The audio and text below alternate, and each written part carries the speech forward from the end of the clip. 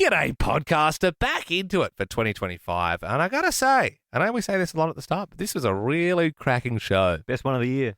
That actually made me laugh genuinely, to be honest. Someone had to say it. But yeah, there's a fair bit of bleeping in it. I think some of the bleeps are taken out of the pod, but some things just have to remain bleeped. The most bleep podcast of the year. Yeah, maybe you'll bring it back on the third one. But yeah, there was actually a big revelation about something that Belle did. And I think Ben and I trust her less because of the whole thing. Oh, what? Yeah. Yeah, no, you'll find out what we're talking about very shortly. Previously on Ben, Liam and Belle. I went to public school. Belle went to a very Hogwarts-style private school. Yeah, you didn't go to the canteen. Where did you go to have lunch? We went to the Star Cafe. The Star Cafe. And now, live across Australia, this is Ben, Liam and Belle. We got sushi. You got sushi. I had sushi for the first time when I was like 23. On Nova. Yes, good evening, Australia. We are back live on your radios. And I tell you what, we just had that short 6-week break there.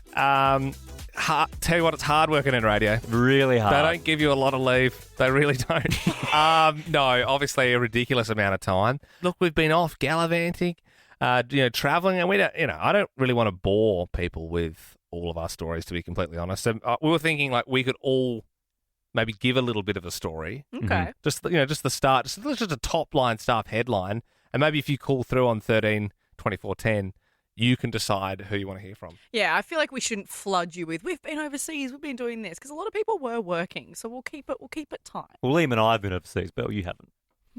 Yes. Don't make it sound like we've all been overseas. Yeah, Yes, we're all on I really do. cool trips. Come on, man.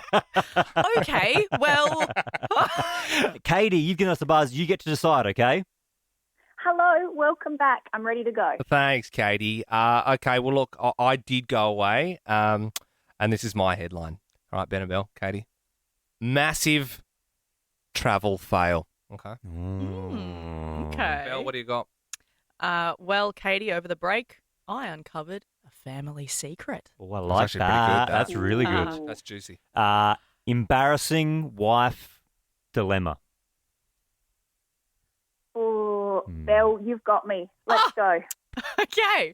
See, not all of us have to go overseas to get good stories. I reckon Let's you, find out. you picked a bung one there, Katie. I mean, look, I'm sure it might be great, but it will be a local story. I went to 7 different countries, Katie, experienced a lot of things, but they'll never be on the airwaves, unfortunately, because of the choice you've made this evening. Now, Katie, strap in. So we have an auntie in my family who we don't really see much, don't really speak to a lot. And she actually came to Christmas, our Christmas celebration with all the family, and everyone's like, oh my gosh. Was she invited, or was it like a dramatic sort of... I think somebody invited her, Okay, and yeah. she did rock up, but it was a bit of a, oh my goodness, she's here. Oh my Aunt gosh. Susanna's here, yeah. And we all thought we haven't seen her in ages, what's she been up to? And the reason that she actually came this year was because she has just gotten out of a relationship. And we never met this other guy. Turns out she has been for 20 years sleeping with a married man and in a full relationship with a married man for 20 years, not married to her. And so the reason she came to Christmas this year was because she was like, well, I'm out of that now and I've got time and I'm here and I'm going to give the family some time. Well, Why- surely she wasn't doing his Christmas because he was around with his Yeah. wife, you know? So, no, he managed for 20 years to, like, juggle his family life and her as well. So he's got, his wife's family over for Christmas barbecue, and he's gone, I've run out of gas again. And she's going, seriously, Gary, I swear you got a new bottle this morning. No, I will have to pop out for 2 to 3 hours, but I will be back. I mean, you're a bad man if you're juggling 2 families. It's so Yeah. common, though. The double life, it's super common. It is, and I didn't think it would be this close to me in my life. And so everyone was kind of like, oh, so what you've been up to, eh? All right, well, I gotta welcome. say, Katie, you made the right choice, I think. Yes! I mean, you got to say that's a pretty juicy story, right, Katie? Yep, and Belle, represent all the homebodies that didn't go overseas this break. Thank you, Katie. Thank you. Yes.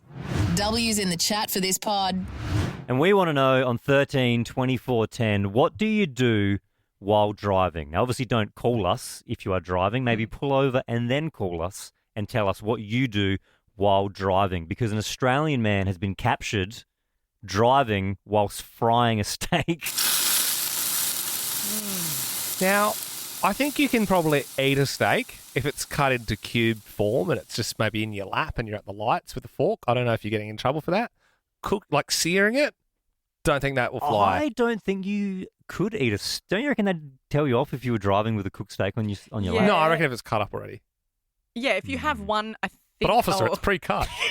It's grey area for sure. Yeah. But I think if you had a steak knife like on just sort of balancing on your lap and you were like cutting up a steak, I don't think that. No, you've got to have one hand on the steering wheel. Yeah, of course. Yeah, so that's what I mean. If it's cubed, pre-cubed, and you can just get the fork in there. Yep. But obviously that's not what happened. This guy was literally cooking a steak. Crazy. And he got caught on one of those like overhead cameras, which is supposed to be for catching people on their phone texting, which is obviously bad.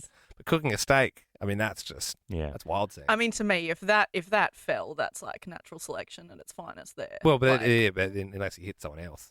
Oh, you know? true. And obviously, like 13, 24, 10, what do you do while driving? We do not encourage this behaviour, but it would be cool to get some stories. Yeah, we don't encourage it, but we do enjoy the callers, because last time we did this, we got a caller from somebody who told us about what their boyfriend was doing while driving.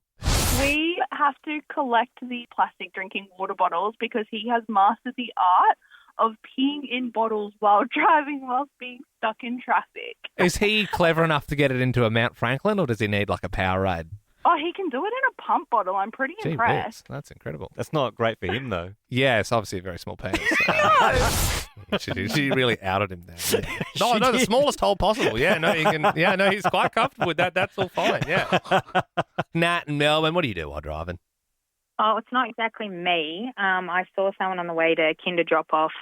Some lady was driving a car, eating a bowl of cereal and texting in the other hand. The double whammy. No, it's only around, small children. It's perfectly fine area to be doing that. And yes, Nat, thank you for calling and telling us what you saw someone else doing while driving. Oh, yeah. I mean, cereals like that, like milky, Yeah, flopping ew. around everywhere. That's hard. Flopping around. Shane in Sydney, what do you do while driving? Hey guys! Thanks for having me. Look, I'm probably a lightweight. I roll my cigarettes while driving, but the trick is I've got to use two hands. And, oh dear, Shane. I keep my knees on the steering wheel, so it's all good. It's all legal. Yep. But I don't know. Yeah, I don't know. You might have to check the handbook on that one, Shane. It also does sound like you're reversing heavy machinery whilst you're on the phone to us now. I can hear some beeps in the back, so I hope you're not rolling up your ciggy at the same time as well. I remember growing up watching my dad drive with his knees. As a child, I always thought it was very impressive. And extremely dangerous. Yeah, but as a child, you'd be like, wow. Yeah, but once again, don't condone any of that. No. But, yeah, Shane, hope you're doing it in a controlled environment. That's not controlled. I don't know. He's just trying to cover his butt. Yeah, I'm just covering. Yeah. Patty in Sydney. So you're only young. You're 12, but you saw someone doing something crazy whilst driving. Yeah, I was on the freeway heading up to up the coast, and I looked to my left, and I saw a guy holding a 1.5 meter snake across his neck while he was driving. Just pet snake. Wow. Whoa. Yeah. So that's the thing. I did a big drive today with my dog in the car on a harness. You get fined if they're not on a harness. But how do you? Fined if they're not on a harness? The dog, yeah. Really? Yeah, you can't just have an animal. Well, you got running loose. around. You got a loose dog in your car. My dog's real loose. Oh man, what if you break? Dog fly through the windscreen.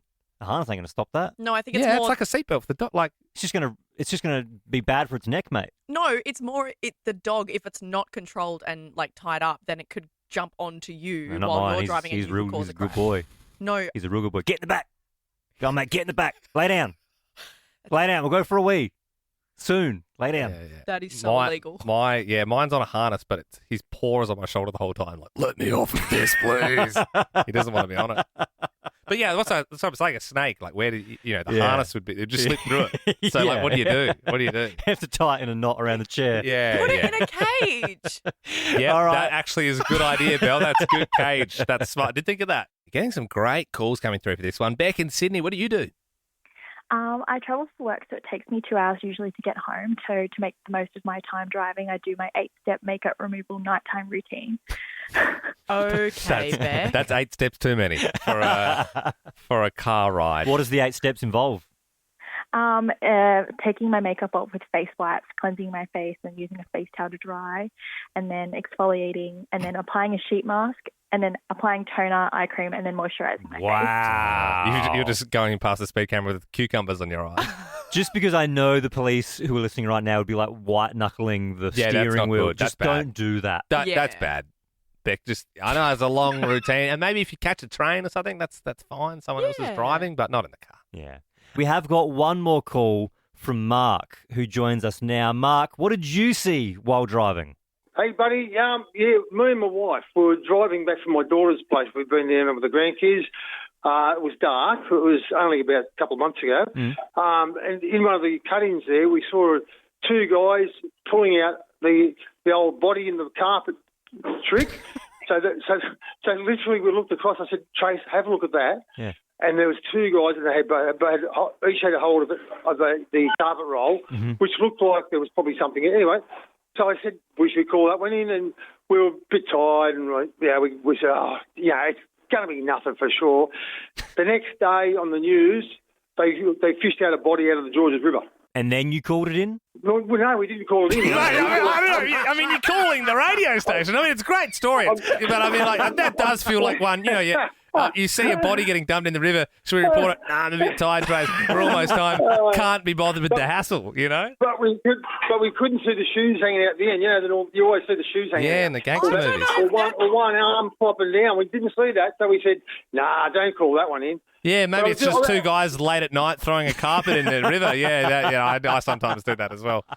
Wow, that's wild. I'd actually like to do 13, 24, 10. What did you see that you didn't call the police about? Because you just thought it'd be too much of a hassle? You know what I mean? Pretty good. Thanks, Mark. You're listening to Young Kings, Ben and Liam.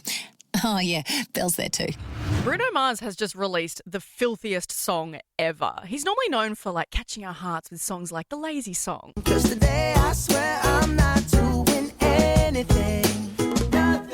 Mums love him. Yep. He's got that fro. He wore a little hat at one point. Yeah, he did. He did wear that. I don't think he wears the little hat anymore. Well, now he's taken his creativity to the next level. His new song is called Fat, Juicy and Wet. Jesus. Whoa. Fat, Juicy and Wet. Fat, Juicy and Wet. And it is with Sexy Red. God. And he released this last week saying, I really want to release a strip club song. And may I say, cover your ears if you're a little bit sensitive, because this song goes hard. Hey, Bruno. Fat, juicy, and wet. I don't even so good, make me throw up a set. Pretty top of you ain't never gonna forget. Fat, juicy, and wet. Goodness, Bruno. I could just imagine, a nice, 65-year-old sort of mum going, we're off to see Bruno. We love that song. Yeah. And then he opens with this one. I can't imagine it'd go down too well. Okay, well, it gets worse. This is Sexy Red's verse. Like dog, like put it up your nose. Ride by my on my toes, 24 curb, drip like gold. Got my legs back, my from the front, milk mustache on your face when I. What? Are you for real? Dude, that's worse than WAP. That is bad. Right? That's not good at all. It is, and you actually bring up a good point that if you did know Bruno from a few years ago and he said, I'm coming to tour Australia, and you went, yeah, let's go see Bruno, this would slap you for six. Did she say from the front and leave a milk moustache? Mm-hmm. Yes. Good Lord. It's the kind of song you got to listen to a few times, I reckon, to get all the gags. There's more. Bust down middle part, badass. You ain't never had like this. On your forehead, on your chin. On with my big friends. And your on your what an autograph, sign Sexy Red. Brother. What? Is that real? Obviously, we're getting desensitized to this stuff. This is 2025. What is music looking like in 2030? It is a worry. If Bruno Mars is doing this, if this is the shock factor we need, we're in trouble. The Ben, Liam and Belle podcast. It's very nice. I can't even... I think I'll leave the impressions to Liam. Oi, stop gooning. The next bit's about to start. That was Chapel Roan. Good luck, babe. I heard it took out a countdown for another radio station on the weekend. I obviously don't recognise any other broadcaster other than Nova. Mm-hmm. live, laugh, Nova. That's not the tagline, but that's what I say. That's what I say. used to That's what be. I say to my friends. Yeah. And I've just got it tattooed recently, and I think I'm hoping I'll be a lifer if they'll keep me around. I'm entering our 6th year at Nova. Love Nova Boy. I know you're in the same boat there, Ben. Absolutely. Obviously, Belle, you're looking to blow up your contract because I noticed recently that you were fraternising with the enemy. I listened to the countdown. Yes. Don't- Okay. Well, I don't know. You're talking about is it the hottest 100? Is it? Yes. Okay. Yeah. Because I think we hosted that a couple of times back in like the Yeah, I'm allowed to 2017, listen to 18, it. 19, something like that. But Hosted it 3 times. Yeah. 3 times, yeah. Top 20. But that's past me, and I never got that station tattooed. I got Nova tattooed all over me. Yeah. But Belle, you were at I'll say it one time, a Triple J party. Yes, I may have. Don't pretend like you weren't. Well, I didn't make that all public. over it was all over your It was socials. not. I put one photo on Do you know close what? You know what I friends. saw? I saw the Prime Minister, Anthony Albanese, was celebrating 50 years, and I follow Albo. Don't ask me why. I keep across it all, and he was putting up stories and stuff, and I was like, that looks like, and I was like, you were in the back of one of Anthony really? Albanese's stories. Oh, really? I mean, what? That's not me. That's you, mate. You literally are on air right now on Nova. You work for Nova. I did not make it a public thing, but yes, we all got invited. You guys were overseas, and so I was like, you know what? Yeah, I'll go. Hang on now. Look, not like I would have gone, but I must admit I did message Ben, and I feel like our invite might have gotten lost in the mail. Yeah, you said we got invited. We did not get invited. Well, yeah, no, the invites went out, and I knew that you were overseas. Hang on, so what do you- hang on, So hang you on. were sort of gatekeeping. You intercepted our invite and then chose not to give and them saying to once us? again, Ben and I are Nova lifers. We wouldn't have attended anyway. But I did find it a bit upsetting that American Rosso and every breakfast show. Everyone was there. Oh, yeah, Like, I know. It was like, everyone Will from- Anderson, everyone who's ever done a show there. And I was like, I said to Ben, I was like, did you get invited to this thing? He was like, no. Yeah. Hang on, you can't sit here and be No, annoyed. you didn't get but I'm like, invited. but how did it? Hang on, did we get invited or did we not get invited? They said, could you please pass on Ben and Liam's Oh my details? God! And I said, well, they're both overseas, so they won't be coming. So they we said- were invited, but you made sure we made other plans. You don't get to choose I whether or like not to be we... across my social calendar. When did you become the gatekeeper of what goes into You our... just said you wouldn't have gone, Oh, no, of and course you I gave wouldn't me crap. no, of course I wouldn't have. I mean, come on. Listen to you. No, but Now he's just saying. backflipping. He's just saying he would have liked to have the I would invite, have liked so to- that he could write out the RSVP and Yeah. say no. I would have liked to have my Nova Boy stamp. Yeah. And stamped it and gone, no. Nova. Nova. Yeah, that's what I would have liked. But I didn't get the chance. And I have been thinking for a month, gee whiz, that's pretty sad. There was like dudes literally worked at the station like the 70s invited, and I'm like, why have Ben and I for some reason been blacklisted? I think you produced there for 1 year, Belle. We did the breakfast show for 3 years, and I'm like, they didn't invite us. Who? This is very like off-air chat now. Yeah. Who invited you? Who invited you and said pass this on to Ben and Liam The receptionist, who was also the receptionist when you guys were there. at Triple J? Yeah, Catherine. Yeah, right. Yeah, there And you she go. said, can you pass this on to the boys because I don't have their details? And I Right. said, don't worry about it because they're overseas. Well, just But for future it went to me reference. as well. The invite was for me as well. Is there anything else we've been invited to? Like, is there any good stuff? We didn't get invited to the tennis or something on the weekend, did we? Because that would have been good to see. I got an invite to the tennis. If you're listening to this podcast at 2 times speed, it's the Ben, Liam and Belle podcast. Feels good to be back on the radio after just a little 6-week stint Very in holidays. Very small. It is for some of the country public holidays today, but we are back on your radios live. Yeah, we're here. It's live. Got a nice text from the bosses earlier as well saying, welcome back. You know, we missed you. We'll be listening in. And we thought to ourselves, you won't be. And that's okay. Like, I get it. Yep. You know, look, you know, it's for a lot of people, it's just that people aren't working today. But I think this is actually a good opportunity because maybe you are working as well. You've just finished a shift and you're thinking, yeah, my boss isn't listening. Mm-hmm. My boss is, they're chilling. 13-24-10. Why don't we do this? If your boss knew this, you'd be fired. It's a good time to get it off your chest. Oh, okay. Well, then what? We'll test it with our bosses. Do we have anything that we'd like to Yeah, I mean, I'm reveal? taking the absolute piss with the Nova Uber account. What? Chill out, Belle. The boss isn't listening. What did you use it for? What doesn't he use it for? A few trips here and there. Yeah. Works for Uber Eats, you know? You can't do that. Well, Did you say it works for Uber Eats? yeah, man. Yep. It's pretty handy. Yeah.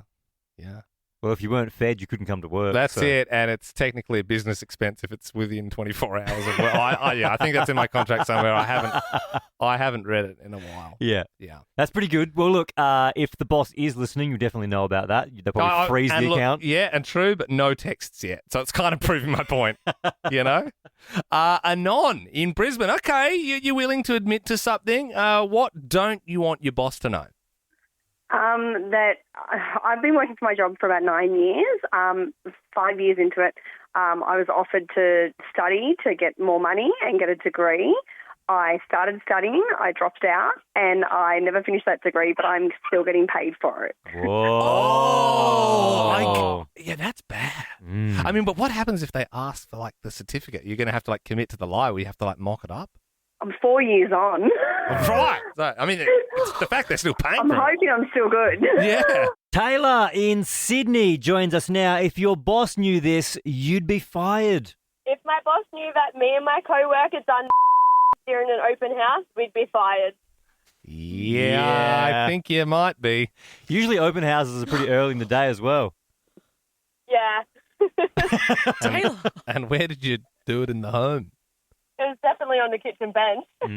Was it a nice house? Oh, it was a lovely house. Nice big 2-story house in the city.